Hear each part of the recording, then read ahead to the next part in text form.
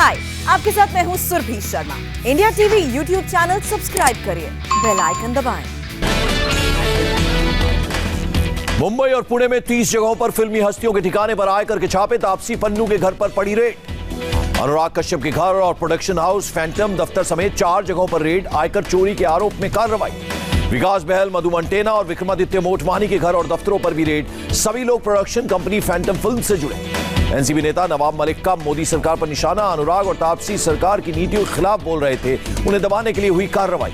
छापेमारी पर कांग्रेस नेता अशोक चव्हाण का बयान। कहा, जो केंद्र सरकार के खिलाफ बोलता है उस पर दबाव बनाने का यह माध्यम है। आईटी रेड को लेकर आरजेडी लीडर तेजस्वी यादव का बयान। कहा, बीजेपी केंद्रीय एजेंसियों का गलत इस्तेमाल कर रही है। पश्चिम बंगाल के जयपुर में केंद्रीय मंत्री नितिन गडकरी का मेगा शो। कहा, 2 मई को प्रदेश में आएगा परिवर्तन।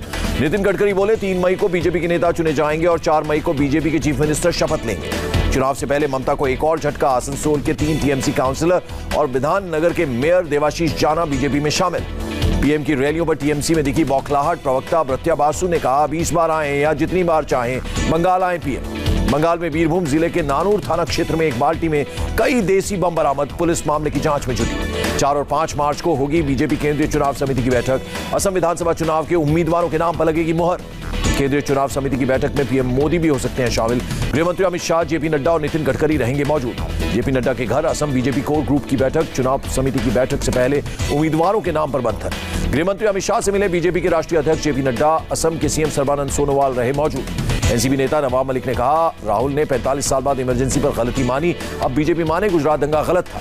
राहुल के कबूलनामे पर मध्य प्रदेश के सीएम शिवराज सिंह चौहान की चुटकी। कहा, राहुल की ट्यूबलाइट देर से जलती है। बिहार के सीएम नीतीश कुमार ने राहुल पर साधा निशाना। कहा, इमरजेंसी ही नहीं, राहुल को उस वक्त हुई गिरफ्तारी और दूसरी घटनाओं पर भी सोचना चाहिए। बीजेपी पर भड़के सीएम उद्धव ठाकरे। कहा, आजादी की लड़ाई का हिस्सा ना तो शिवसेना थी और ना ही आरएसएस।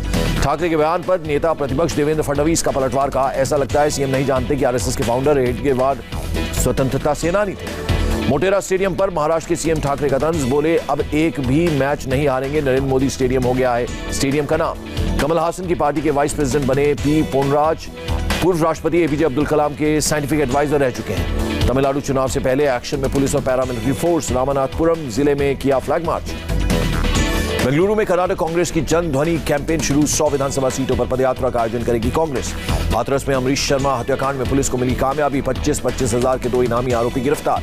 हत्याकांड का मुख्य आरोपी गौरव शर्मा अभी भी पुलिस की पहुंच से दूर। गौरव के सिर पर 1 लाख रुपए का इनाम।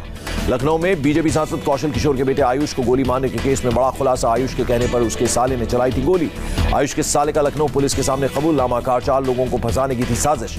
सांसद कौशल किशोर के बेटे आयुष के खिलाफ एफआईआर दर्ज। आयुष के पास रखी थी एक गैर लाइसेंसी पिस्टल।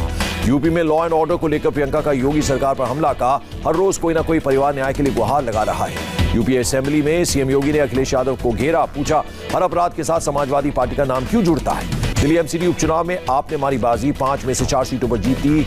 1 सीट पर कांग्रेस का कब्जा। कल्याणपुरी, त्रिलोकपुरी, रोहिणी और शालीमार बाग में आपके उम्मीदवार जीते। बीजेपी से छीनी 1 सीट। एमसीडी उपचुनाव के नतीजों पर बोले केजरीवाल। कहा, एमसीडी में बीजेपी के 15 साल के कामकाज से जनता नाराज। केजरीवाल बोले, पब्लिक को 13,000 करोड़ मांगना अच्छा नहीं लगा। सफाई कर्मी को पैसे नहीं देने वालों को सत्ता में रहने का हक नहीं। दिल्ली के डिप्टी सीएम मनीष सिसोदिया ने भी बीजेपी पर साधा निशाना। कहा, एमसीडी में बीजेपी के शासन से जनता त्रस्त। हार पर दिल्ली बीजेपी अध्यक्ष आदेश गुप्ता ने आत्ममंथन की बात कही। बोले, अपनी कमियों को करेंगे दूर। पीएम मोदी ने शिक्षा और कौशल विकास पर वेबिनार को किया संबोधित। कहा, कई सेक्टर के दरवाजे युवाओं के लिए खोले जा रहे हैं। पीएम ने कहा, ज्ञान और रिसर्च को सीमित रखना बहुत बड़ा अन्याय। इस साल के बजट में हेल्थ के बाद शिक्षा पर सबसे ज्यादा फोकस। दुश्मनों को इंडियन आर्मी का मुंहतोड़ जवाब। सेना के पश्चिम कमान ने किया रुद्र कवच अभ्यास। भारत और फ्रांस के बीच रिन्यूएबल एनर्जी से जुड़े एमओयू को कैबिनेट से मंजूरी। द्विपक्षीय सहयोग को लेकर करार। ब्रिटेन के विदेश सचिव डोमिनिक रॉब से एस जयशंकर ने की बात। क्षेत्रीय मुद्दों और संयुक्त राष्ट्र को लेकर हुई बात। गुरुवार को बांग्लादेश के दौरे पर पहुंचेंगे विदेश मंत्री एस जयशंकर। पीएम शेख हसीना और वहां के विदेश मंत्री से करेंगे मुलाकात। Air chief marshal RKS Bhadauria Sri Lanka के पीएम से मिले। 2 दिनों के दौरे पर हैं वायुसेना प्रमुख। सरकार ने 12 नई एसएसपी बटालियंस को दी मंजूरी। नेपाल और भूटान की सीमाओं को मिलेगी मजबूती। मोदी सरकार पर बरसे राहुल गांधी। कहा, चीन ने भारत को धमकाने के लिए जुटाई cyber force. Corona vaccine formula चोरी के आरोपों पर चीन की सफाई। कहा, भारतीय कंपनियों में नहीं करवाई हैकिंग। यौन उत्पीड़न मामले में फंसे कर्नाटक के जल संसाधन मंत्री रमेश जरकीहोली ने दिया इस्तीफा। राजनीतिक साजिश का लगाया आरोप। महाराष्ट्र के पुणे में गोदाम में लगी भीषण आग बुझाने के लिए फायर ब्रिगेड की 6 गाड़ियों को लगाया गया। गुजरात में अब तक का सबसे बड़ा budget. Ahmedabad Mumbai bullet train के लिए 15 100 करोड़ आवंटित। बजट में पीएम मोदी के विकास कार्यों की जमकर हुई सराहना। किसानों को 10,000 करोड़ की मदद। गुजरात सरकार का ऐलान, स्कूलों को दिया जाएगा हेरिटेज का दर्जा। शिक्षा के लिए मिले 32,719 करोड़। गुजरात के वडोदरा में एक परिवार के 6 लोगों से खुदकुशी के इरादे से कीटनाशक पिया, 3 की अस्पताल में मौत। उत्तराखंड में ऋषिगंगा नदी पर समय से पहले तैयार हुआ बेली ब्रिज 5 मार्च से जनता के लिए खुलेगा। अवंतीपोरा में हिजबुल मुजाहिदीन के ठिकाने का पर्दाफाश, सेना और पुलिस का जॉइंट ऑपरेशन। तमिलनाडु में 1 करोड़ 60 लाख की कीमत का सोना पकड़ाया गया। आईफोन, एप्पल की घड़ियां, एयरपॉड्स के साथ 3 गिरफ्तार। भारत बायोटेक ने फेज 3 क्लिनिकल ट्रायल्स का डेटा जारी किया। स्वदेशी टीका कोवैक्सीन 81% प्रभावी। 24 राज्यों और केंद्र शासित प्रदेशों में पिछले 24 घंटों में कोरोना से कोई मौत नहीं। राष्ट्रपति रामनाथ कोविंद ने लगवाया कोरोना का टीका। दिल्ली के आर्मी हॉस्पिटल में लगवाई वैक्सीन। कपिल देव और सरोद वादक अमजद अली खान ने भी लगवाया कोरोना का टीका। केंद्रीय मंत्री हरदीप सिंह पुरी और केरल के मुख्यमंत्री ने भी लगवाई कोरोना की वैक्सीन। पुडुचेरी के पूर्व सीएम वी नारायणसामी और सिक्किम के गवर्नर गंगा प्रसाद ने भी ली टीके की पहली डोज। मेघालय के राज्यपाल सत्यपाल मलिक ने शिलांग में लगवाई कोरोना वैक्सीन। महाराष्ट्र में लॉकडाउन हटने के बाद पहली बार करीब 9,855 नए केस सामने आए। 24 घंटे में 42 लोगों की मौत। मुंबई में मास्क न पहनने वालों पर सख्ती। पुलिस ने 58,000 लोगों से 13 दिन में वसूला 1 करोड़ से ज्यादा का जुर्माना। वैक्सीन लगने के बाद एमबीबीएस छात्र की मौत पर बोले बिहार के स्वास्थ्य मंत्री, कोरोना संक्रमण रोकने का प्रयास जारी है। एक दिन में सामने आए कोरोना के 14,989 नए केस, 98 लोगों की मौत। एक्टिव केसों की संख्या 1,70,000। केरल में कोरोना के 2,765 केस, 24 घंटे में 15 मरीजों ने तोड़ा दम। भारतीय स्कूलों में दाखिले को लेकर यूनिसेफ की रिपोर्ट, 2020 में महामारी की वजह से 24 करोड़ 70 लाख बच्चों के दाखिले नहीं हो पाए। पूर्वी अफ्रीका के देश रवांडा पहुंची भारत से भेजी गई वैक्सीन। विदेश मंत्री एस जयशंकर ने दी जानकारी। दुनिया में कोरोना के 11 करोड़ 54 लाख से ज्यादा मामले, अब तक 25,62,000 लोगों की मौत।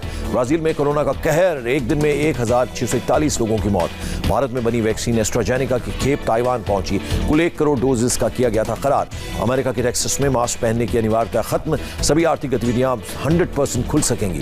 28 मार्च तक कोरोना लॉकडाउन बढ़ा सकता है जर्मनी। कुछ नियमों में ढील देने की भी योजना।